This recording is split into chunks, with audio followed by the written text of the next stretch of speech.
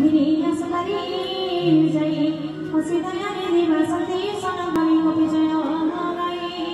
हनुमान पदाई दुई करमा करी आगे आगे लेके तांको नाम गच्छत्री दूर देखिला सेई भूमिर दुई भ्राता नरनागर श्री चिदानंद दाता सुहात अमर मंगल छवि भूमि देखी थका हुई ठिया हेला कि पड़ी थकी प्रणव बाधा कर कमल नयन श्यामा शरीर दुखियार तमोचन सिंहस्कंद विशाल प्रशस्त वक्षोदेश अनुपम मुख श्री कामचीर वेश मुखरित भूलानी फूल केशरीर मणिभुज धरी हरे सुकमल वीर नाथ सुन फल चेत कुल जात लंकनाथ रावण कनिष्ठ भ्रात सुमजित मुनि पापी सदारती उल्लुकाजी सनकारी अंगकारी प्रीति सुनि मुआसिति सुत सत पर तुमे भगवान रागी रागी दिन दुख निवारण शरण रक्षक महावीर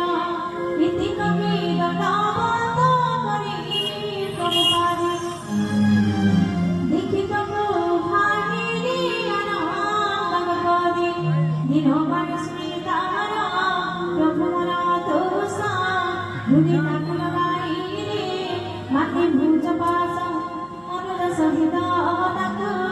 वसाई पासे वचारि